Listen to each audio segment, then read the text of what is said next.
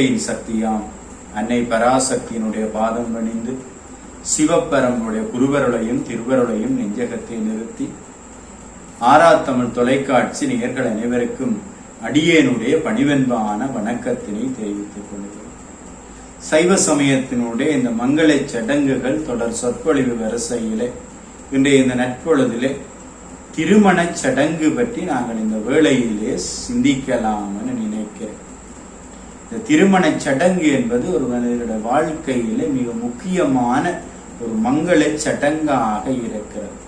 இந்த திருமண சடங்கு நடைபெறுவதற்கு முன்பாக அந்த திருமண நிச்சயம் செய்தல் என்று சொல்லப்படுகிற ஒரு நிகழ்வு நடைபெறுகிறது. தங்களுடைய பிள்ளை பெற்றோர் தங்களுடைய பிள்ளைகள் பருவமடைந்ததும் அவர்கள் வாழ்வினுடைய உறுதி பொருட்களான இந்த அறம் பொருள் இன்பம் வீடு ஆகியவற்றை பெறுவதற்குரியதாகிய இல்லறத்தை மேற்கொள்ள அங்கே அந்த இல்லறத்தை மேற்கொள்ளத்தக்கதாக இந்த திருமணத்தை செய்து வைக்க வேண்டும். அங்கே வாழ்க்கையினுடைய உறுதி பொருட்கள் அறம்பொருள் இன்பம் வீடு என்று சொல்லப்படுகிற அந்த 4 புருடார்த்தங்களையும் அடைகிற வகையிலே நல்லொரு இல்லற வாழ்வை ஏற்படுத்தி கொடுக்க வேண்டியது பெற்றோருடைய கடமையாக இருக்கிறது. இதுவரை மாணவ பருவமாகி அந்த பிரம்மச்சாரியத்தில் இருந்த தம் பிள்ளைகள் தம் சந்ததி விருத்தியின் பொருள் வம்ச விருத்தி என்று பார்க்கிறோம். தங்களுடைய சந்ததி விருத்தியின் பொருட்டும் தம் முன்னோர் நற்கதி அடையும் பொருட்டும் அங்கே அறம் முதலான பணிகளை செய்யத்தக்கதாகவும் இந்த திருமணம் செய்தல் வேண்டும் என்று சொல்லுகிறார். இருமணம் ஒருமித்து அங்கே ஒருமனத்தாய் இந்த திருமணம் அமைதல் வேண்டும்.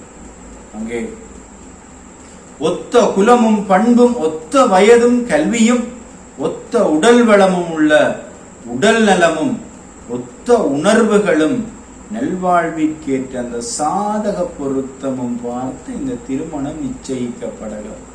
திருமணத்திலே அங்கே ஒரே குலமாக இருக்க வேண்டும், இருவருக்கும் இடையில் நல்ல பண்பு இருக்க வேண்டும், பொருத்தமான வயது இருக்க வேண்டும், கல்வி இருக்க வேண்டும், அங்கே ஒத்த உடல் வளம் இருக்க வேண்டும், உளநலம் இருக்க வேண்டும், அங்கே இருவரும் ஒத்து நடக்கக்கூடிய அந்த உணர்வுகளுக்கு ஏற்ப இந்த நல்வாழ்வு ஏற்ப இந்த சாதக பொருத்தம் பார்த்து திருமணம் நிச்சயிக்கப்படுகிறது.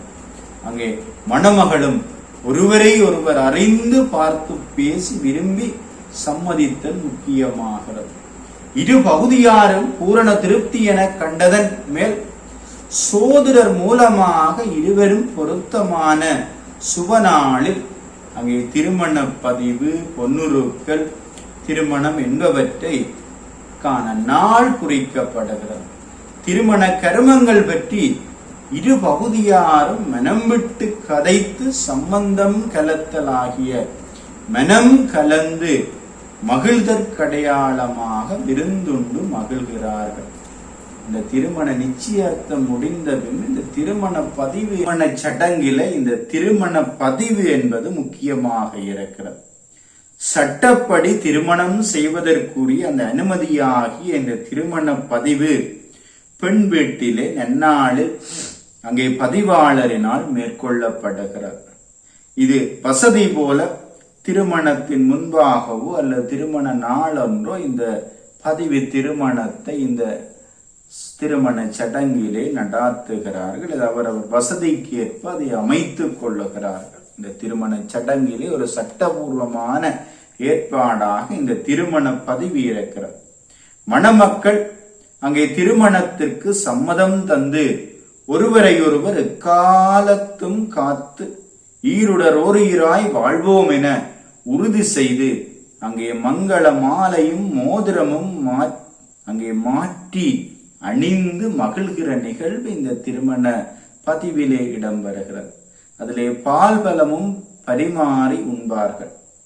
பெற்றார் தங்கள் பிள்ளைகள் இனிமேல் தலைவன் தலைவியாக தாம் வாழும் சமூகத்தினுடைய முழு மனிதனாக வாழ்வதற்கு ஆதாரமாக பெண்ணின் பெற்றோர் அங்கே பெண்ணுக்கு சீதனமும் ஆணின் பெற்றோர் ஆணுக்கு முதுசமும் கொடுத்து அங்கே மற்றும் ஆடை அணிகளும் கொடுத்து மகிழ்கிறார்கள். இந்த திருமண நிச்சயதார்த்தத்திலே திருமண பதிவிலே மங்கள கருமங்கள் ஒவ்வொன்றிலும் அங்கே விருந்து கலத்தல் என்பது முக்கியமாக இருக்கிறது. அங்கே மங்கள காரியங்கள் மகிழ்ச்சியாக விருந்துண்டு மகிழுகிறார். இந்த திருமண சடங்கிலே முக்கியமாக இந்த பொன்னுருக்கள் என்பது முக்கியமாக இருக்கிறது.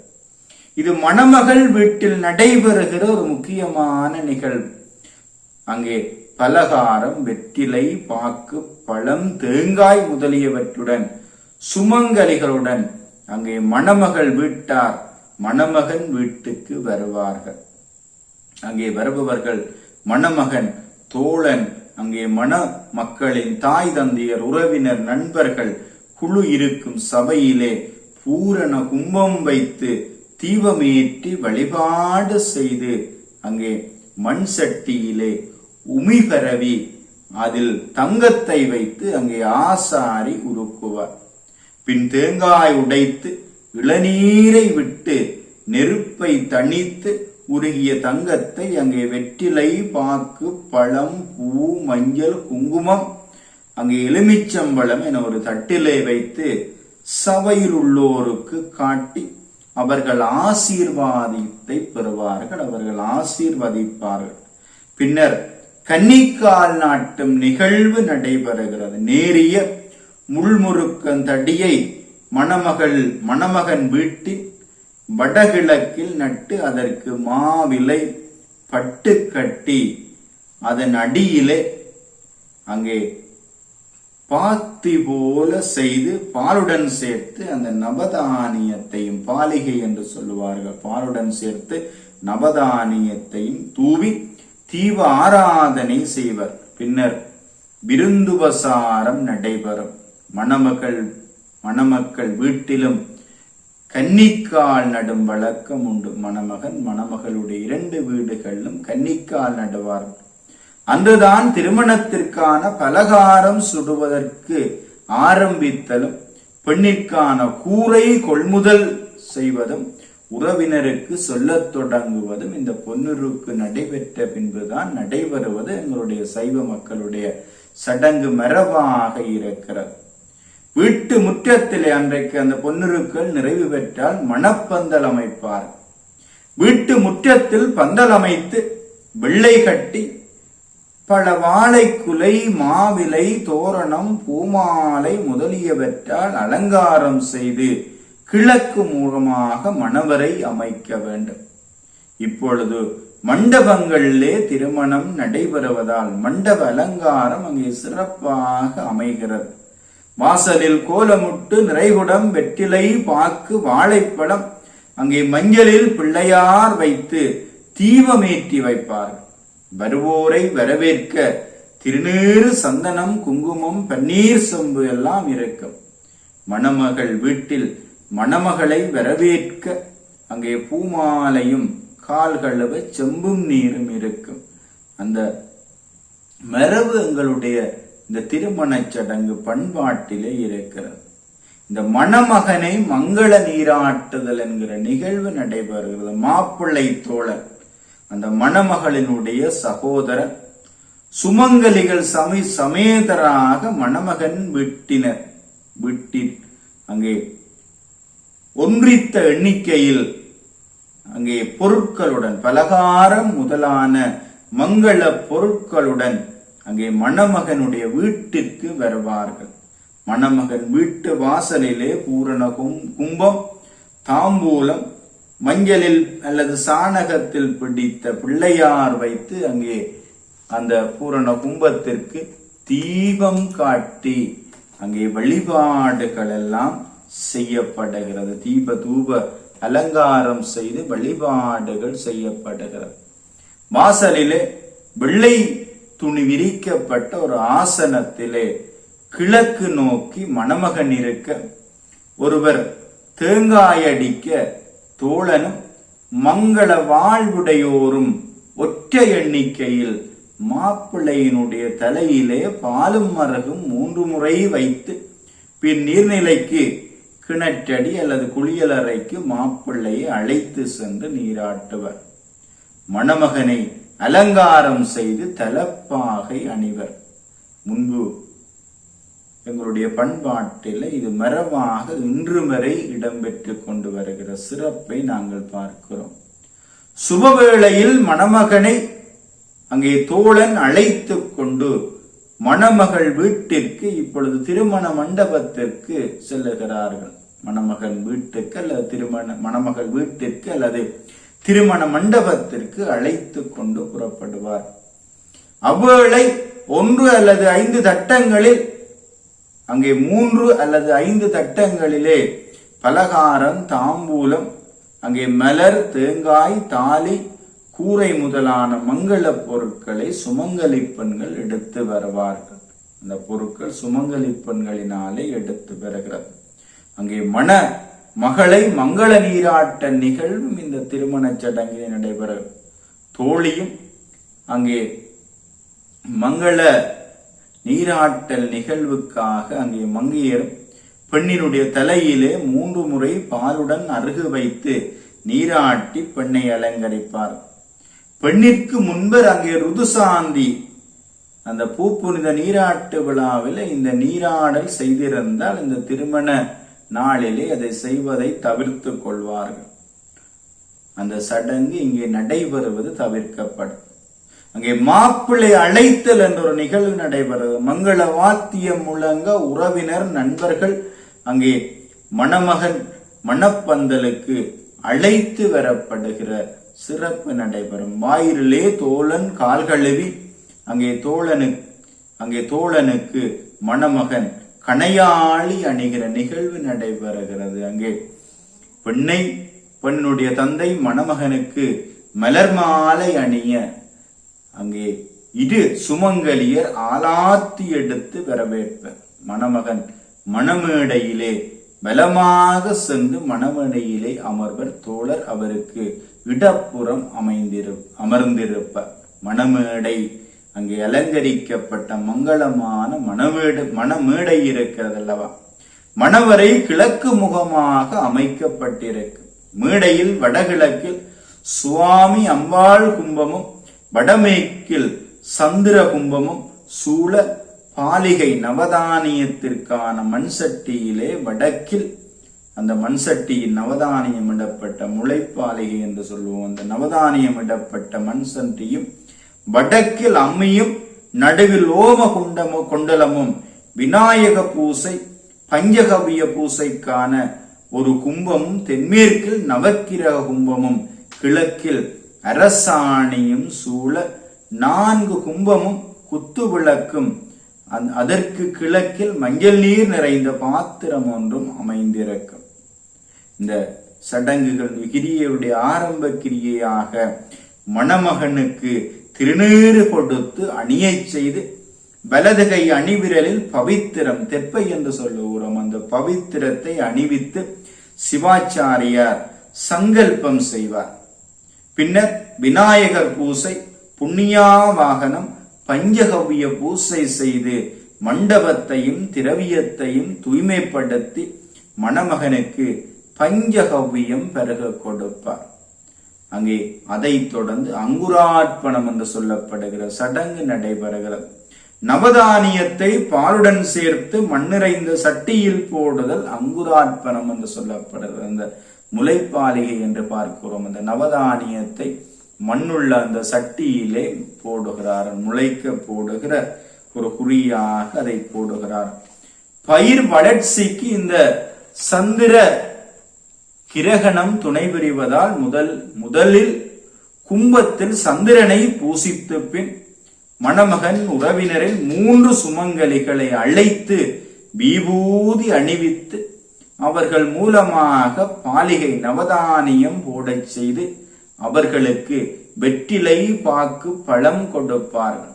சந்திர கும்ப நீரை பாலிகைக்குள்ளே தெளிப்பதுண்டு. அந்த சந்திர பகவானுடைய அருளை பெறுகிறார்.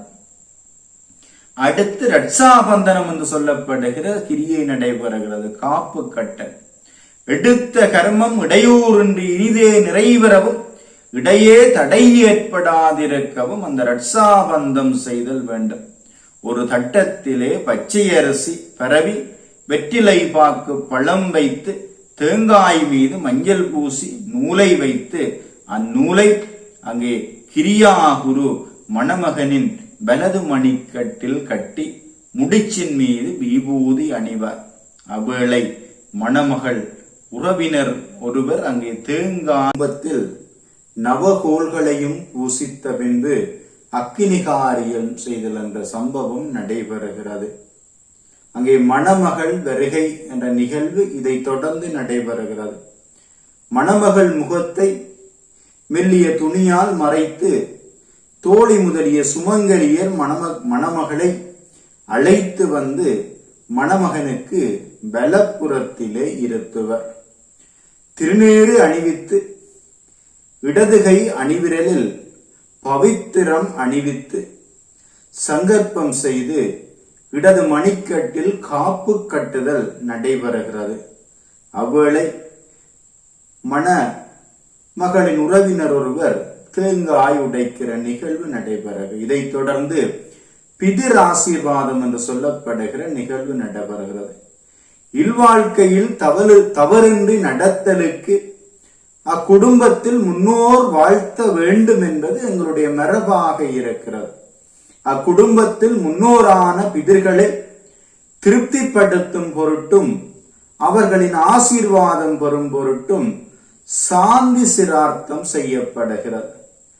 மணமகனின் பெற்றோர் மணமகளுக்கு இடப்புறத்தில் அங்கே மணமகளின் பெற்றோர் மகளுக்கு வலப்புறத்தில் கிழக்கு முகமாக அமர்ந்திருக்க திருநீறு அணிவித்து பவித்திரம் தரிப்பித்து சங்கல்பம் செய்தல் வேண்டும்.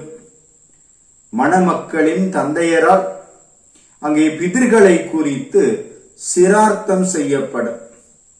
தற்பையை கிழக்கு முகமாக வைத்து அருகும் நெல்லும் கொண்டு செய்தல் வேண்டும். இது பிதிர்களை விவாகத்திற்கு அழைத்து அவருடைய ஆசியை பெறுகிற ஒரு நிகழ்வாக இந்த பிதிர் ஆசீர்வாதம் என்று சொல்லப்படுகிற நிகழ்வு நடைபெறுகிறது. கன்னிகாதானம் என்பது மணமக்களின் பெற்றோர் ஒருவருக்கொருவர் சந்தன திலகமிட்டு பன்னீர் தெளித்து மரியாதை செய்த பின்னர் மணமகளின் பெற்றோர் கிழக்கு முகமாக இருந்து மணமகளை கிழக்கு முகமாக வைத்து வெற்றிலை, பாக்கு, பழம், மஞ்சள், பொன், காசு, எலுமிச்சம்பழம் என்பவற்றுடன் பெண்ணின் கையை மணமகன் கையில் கொடுத்து இருவரின் தகப்பன், பேரன், பூட்டன் ஆகியோருடைய பெயரை கூறி இந்த பெண் இந்த ஆணிடம் ஒப்படைக்கிறேன் என்று பெண்ணின் தாயார் 3 முறை அங்கே தண்ணீர் விட மணமகள் உறவினர் ஒருவர் தேங்காயுடைக்கு அங்கே மங்கள வாத்தியம் முழங்குகிற நிகழ்வு நடைபெறும். இந்த சடங்கில இந்த கன்னிகாதானம் என்பது முக்கியமாக இருக்கிறது. அங்கே மங்கள வாத்தியம் முழங்க பெண்ணினுடைய தந்தையார் பெண்ணை மணமகனிடம் ஒப்படைத்தல் நிகழ்வு நடைபெறுகிறது. தங்கத்தினால் செய்யப்பட்ட கொடியில் தாலியும் 2 தங்க நாணயங்களும் அமைந்திருக்கும். தாலியிலே விநாயகர், சிவலிங்கம் அல்லது இலக்குவியினுடைய திருமுகம் அமைந்திருக்கும். தங்க நாணயத்திலும் அதாவது அந்த தங்க நாணயத்திலும் அவ்வாறு அமைக்கலாம். தாலியையும் கொடியையும் சுத்தி செய்து அதிலே மூர்த்தியை பூசித்து சம்பாத ஓமம் செய்தல் வேண்டும். தாலி, கூரை முதலியவற்றை பெரியோர்களை கொண்டு தொடுவித்து ஆசீர்வதித்து பின் தாலியை அம்மன் கும்பத்தில் சூட்டி கூரையை மணமகளுக்கு கொடுக்க மணமகள் அதை அணிந்து வருகிற நிகழ்வு நடைபெறுகிறது.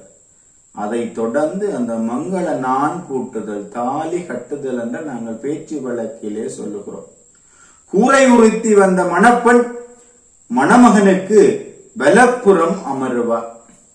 முகூர்த்த குற்றம் நீங்குவதற்காக ஒரு தானம் அந்த வேளையிலே செய்யப்படும்.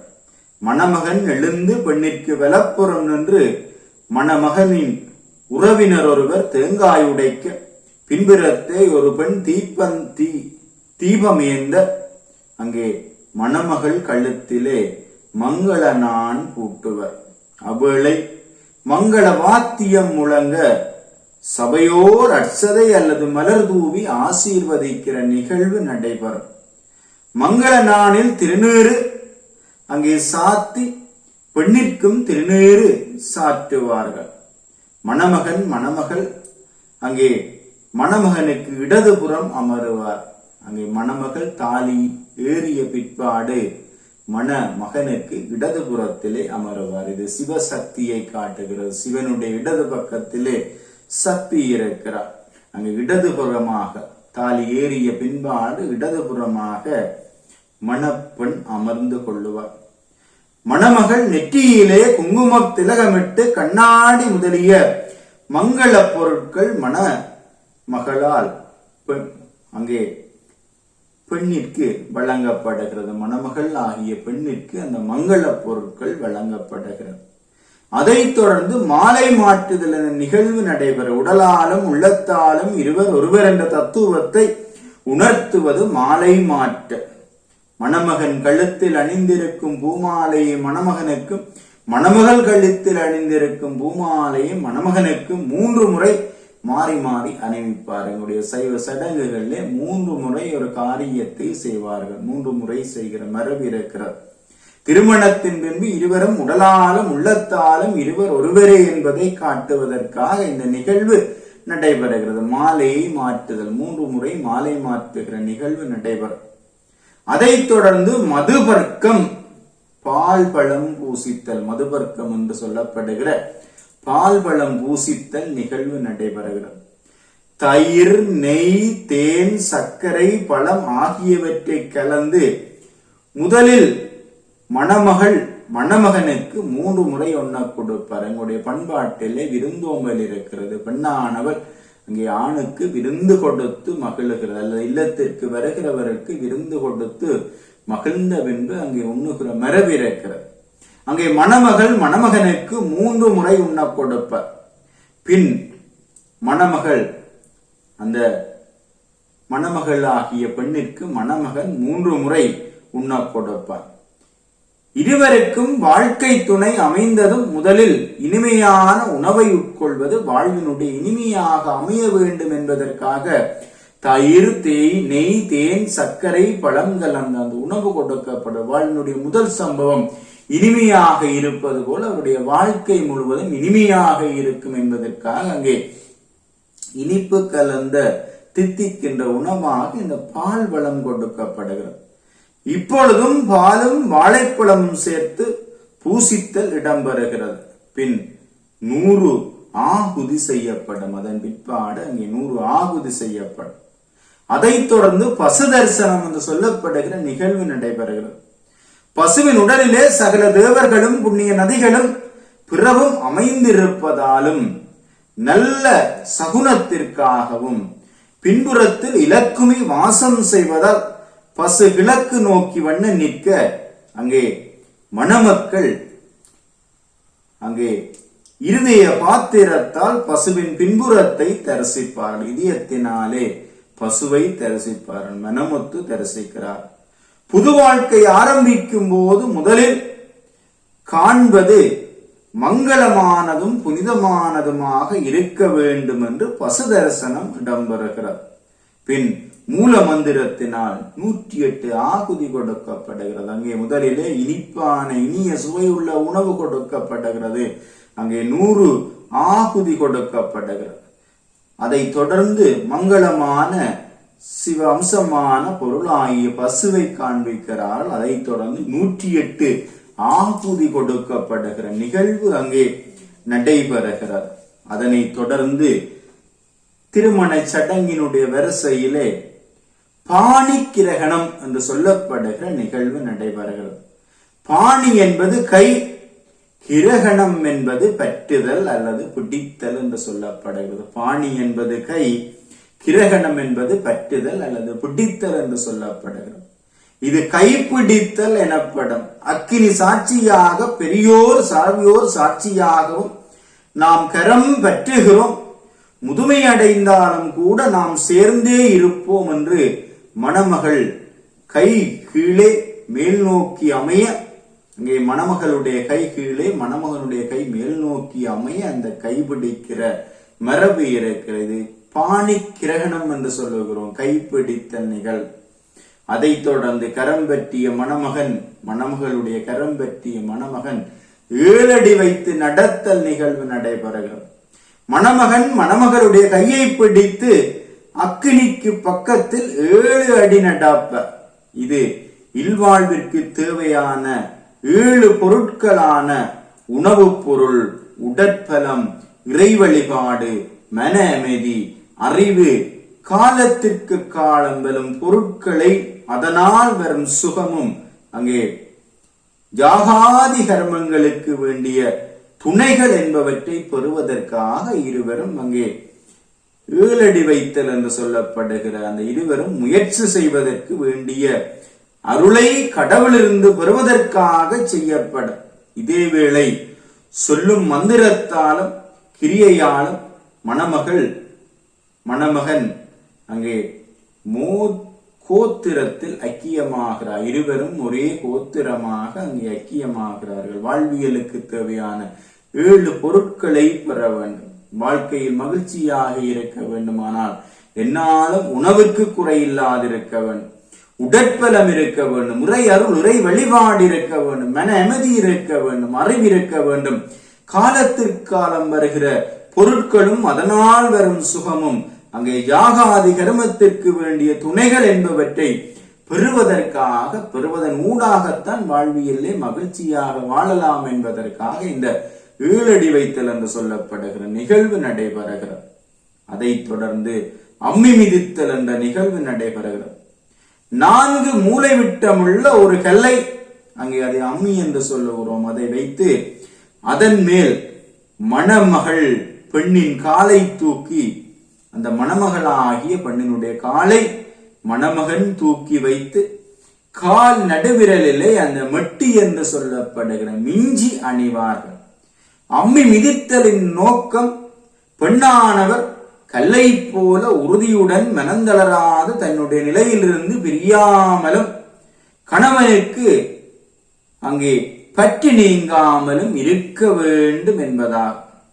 அக்கினியை வலம் வந்து அதிலே பெயரிட்டு அந்த அக்கினியை வலம் வந்து அந்த அக்கினியிலே பொறியிட்டு மீண்டும் அம்மியில் மணமகனானவன் மணமகளுடைய வலது காலை தூக்கி வைத்தல் நிகழ்கிறது.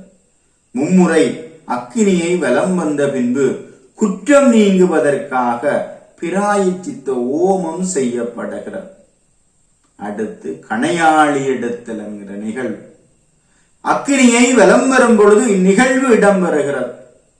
அரசாணிக்கு கிழக்கே உள்ள மஞ்சள் நீர் நிரப்பிய பாத்திரத்தினுள் ஒரு மோதிரத்தை கணையாளியை இட்டு இருவரில் ஒருவர் அதை எடுப்பார். வாழ்க்கையில் புரிந்துணர்வு, விட்டு கொடுப்பு முதலியவற்றை அறிவுறுத்த இந்த செயல் நடைபெறுகிறது.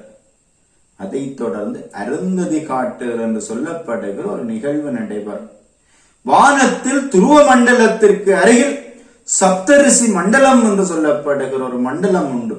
இதில் 7 நட்சத்திரங்கள் ஒளிரும். இவ்வேழு நட்சத்திரங்களுக்கு இடையில் வசிட்டர் இருப்பார் என்று சொல்லப்படுகிறது. அவருக்கு அருகில் அருந்ததி இருப்பார். அங்கே கணவன் மனைவி அன்புடையவராகவும் அங்கே தனவந்தராகவும் இருக்க விரும்பும் தம்பதியினர் அந்த அருந்ததியை தரிசிப்பார். இரவு நேரத்தில் தான் அருந்ததி பார்க்க முடியும்.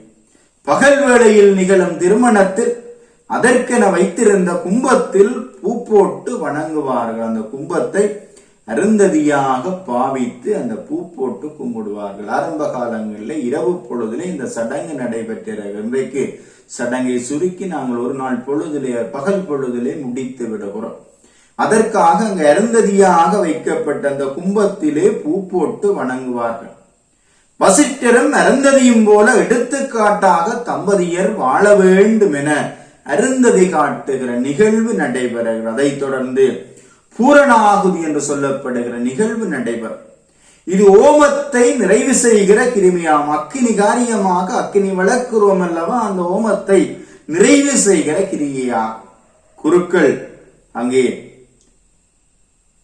அந்த சிறுக்கில் நெய் நிரப்பி சிறுவத்தால் அங்கே மூடி ஓமகுண்டத்தில், அந்த அக்னி காரியம் செய்கிற ஓமகுண்டத்தில் அங்கே நெய்யை சொரியும் போது அங்கே மணமக்கள் வெற்றிலை, பாக்கு, பழம், தேங்காய், பொறி, சமைத்து முதலியவற்றை இடுவார்கள் அந்த அக்கினி குண்டத்தில். பின்னர் தீபாராதனை செய்து ரட்சை என்று சொல்லப்படும் ஓமாக்கினியிலே கட்டப்பட்ட அந்த தற்பையுடன் நெய் சேர்த்து குழைத்து எடுத்து மணமக்களை அணியச் செய்வார்கள். அந்த தற்பையை அக்கினியிலே தகித்து அந்த தற்பையோடு நெய் சேர்த்து அந்த வருகிற கருப்பு பொட்டு அதை அணியச் செய்வார்கள். அதைத் தொடர்ந்து ஆசீர்வாதம் என்று சொல்லப்படுகிற நிகழ்வு நடைபெறும். மணமக்கள் எழுந்து கிழக்கு முகமாக நிற்க குருக்கள் ஆசீர்வாத மந்திரம் கூறி அட்சதை போட்டு மணமக்களை வாழ்த்துவார். பின்னர் மணமக்களின் பெற்றோரும் வயதில் மூர்த்த சபையோரும் மணமக்களை அட்சதையிட்டு வாழ்த்துவார். அட்சதையை இருகைகளாலும் எடுத்து 3 முறை உச்சியில் போட்டு வாழ்த்த வேண்டும். தலையில் தான் போட்டு வாழ்த்த வேண்டும். தலையிலிருந்து கால் நோக்கி சிலர் போடுகிறார்கள், அது தவறு. இந்த அட்சதையை எடுத்து 3 முறை போட வேண்டும். மங்கள காரியங்களுக்கு தலையில் மட்டும்தான் இந்த அர்ச்சனை வாழ்த்து இருக்கிறது. அமங்கல காரியங்களுக்கு தான் இங்கே தலையிலிருந்து பாதம் வரை இந்த காரியத்தை செய்வார். அந்த அட்சதை எடுத்து 3 முறை தலையிலே போட்டு வாழ்த்த வேண்டும். அட்சதை என்பது முளையுடையாத பச்சை அரிசியும் மஞ்சள் பொடியும் அரகும் சேர்ந்த சேர்வை அட்சதை என்று சொல்லப்படுகிறது. வாழ்த்தும் போது ஆள்போல் தலைத்து அரகுபோல் வேரூன்றி வாழ வேண்டும் என்று சொல்வார்கள். ஆலமரம் காலம் செல்ல செல்ல ஆலமரம் பழுதுபட்டாலும் கிளைகளில் விழுது தோன்றி அவை நிலத்தில் பதிந்து தாங்கி ஆலமரத்தை வாழ வைக்கும். அதற்கு அதே போல அந்த அருகு நிலத்திலே படர்வது படருந்தோறும் வேரூன்றி விருத்தியாகும். இலகுவில் அழியாது ஆதலால் தம்பதியர் சந்ததி பெருகி நிலைத்து வாழ வேண்டும் என்று நோக்கத்திலே அந்த அரகரிசி போடுகிறோம். ஆள்போல் கிளை விரித்து அரகுபோல் வேரோடி அந்த அரிசி, மஞ்சள் பொடி, அரகு சேர்ந்து அந்த அட்சதையை போட்டு வாழ்த்துகிறோம். மணமக்களின் கைகளில் கட்டப்பட்ட காப்புக்களை அவிழ்த்து பவித்திரங்களை கழற்றி தட்சணையுடன் குருக்களிடம் கொடுக்க வேண்டும். குருக்களுக்கு வஸ்திரதானம் என்பன கொடுத்தல் வேண்டும். அந்த ஆடையை தானமாக கொடுக்கிறோம். வஸ்திரதானம் அந்த கொடுத்தலும் நிகழும். நிறைவில் குருக்கள் விபூதி கொடுக்கிறார். இது சுமங்கலிகள் ஆலாத்தி எடுக்க திலகத்தை மணமகளுக்கு அணிவிப்பார். மணமக்களுக்கு அந்த திலகத்தை ஆலாத்தி எடுத்த திலகத்தை அணிவிப்பார். அங்கு வந்த அனைவருக்கும் விருந்துபசாரம் நடைபெறுகிறது. அடுத்து இந்த பூதாக்கலம் என்று சொல்லப்படுகிற நிகழ்வு. புதிய பாத்திரத்தில் மணமக்களுக்கென தயாரிக்கப்பட்ட சாதம், கறி முதலியவற்றை ஒரே வாழை இலையிலிட்டு மணமகள் மணமகனுக்கு ஊட்டிய பின் மணமகன் மணமகளுக்கு ஊட்டுவார். அங்கே மணமக்களை மணமகன் வீட்டிலே வரவேற்றல் நிகழ்வு நடைபெறுகிறது. முதலிலே மணமகனுடைய வீட்டிற்கு செல்லுவார். மணமக்களை முதலில் குலதெய்வத்தின் கோவிலுக்கு அழைத்து சென்று வழிபாடு செய்ய செய்வார். பின்னர் மணமகனின் வீட்டுக்கு அழைத்து வரவேற்பார்கள். புதிய இடத்திற்கு வந்து புதுவாழ்வு தொடங்கும் பெண்ணிற்கு சகல வசதிகளையும் செய்து மனம் கலங்காது பேண வேண்டிய பொறுப்பு ஆணுக்குண்டு. நல்ல விதத்திலே குடும்பத்தை நடாத்தி கணவனை பேணி பெருமையடைய செய்தல் பெண்ணுக்குரியது. அங்கே ஈருடல் ஒருயிராய் தம்பதியினர் இல்லறத்தை நல்லறமாய் நடாத்தி அங்கே நன்மைகளை பெற்று பிறருக்கு தம்பால் என்ற உதவி புரிந்து எல்லா உயிர் மீதும் அங்கே அன்பு கொண்டு வாழுதல் வாழும் நெறியாகும். இதுவே சிறந்த அறமாகும். இல்வாழ்க்கை பயனும் அதுவே ஆகும். அதனால் அந்த இல்வாழ்வை பயனை உணர்ந்து வாழ்கின்றவர்களாக அந்த வாழ்வியல்லே இந்த சடங்குகள் நடைபெறுகிற நிகழ்வை நாங்கள் பார்க்கிறோம். இந்த மணமக்களை அங்கே 16 செல்வமும் பெற்று பெருவாழ்வு வாழ வாழ்த்துவார்கள். உருவளர் வயது பூமி உயர்தவம் கருணை பூக்கம் பெருநிதி ஒழுக்கம் சீலம் பேரபிமானம் கல்வி பொருவெளி விஜயம் வீரம் புண்ணியா மாதின் போகம் திருநிறை புகழ் ஈரட்டும் பெற்று நீர் வாழி வாழி. 16 பேறுகளான புகழ், இங்கே 16 பேறுகளான புகழ், கல்வி, வலிமை, வெற்றி, நன்மக்கள், பொன், நெய், நெல், நன்னூல், நுகர்ச்சி, அறிவு, அழகு, பெருமை, இளமை, துணிவு, நோயின்மை, வாழ்நாள் என்பன இந்த 16 பேறுகள் பெற்று வாழ வேண்டும் என்று அங்கே வாழ்த்துகிற நிகழ்வு நடைபெறுகிறது. எங்களுடைய இந்த சமய சடங்குகள் வரிசையிலே, மங்கள சடங்குகள் வரிசையிலே இந்த திருமண சடங்கு என்பது மிக முக்கியமாக இருக்கிறது. இல்வாழ்வின் ஊடாகத்தான் அந்த மனிதனானவன் அங்கே படிநிலை காரியங்களை, தான தர்மங்களை ஆற்றுகிற நிகழ்வு நடைபெறுவதன் காரணமாக இந்த மங்கள சடங்குகள் வரிசையிலே திருமண சடங்கு முக்கிய இடம் பெறுகிறது என்ற சிந்தனையை இந்த வேளையிலே சிந்தித்துக் கொண்டு அடுத்த பதிவிலே வளைகாப்பு பற்றி சிந்திக்கலாம் என்று தெரிவித்துக் கொண்டு உங்களிடமிருந்து விடைபெற்றுக் கொள்ளுகிறேன்.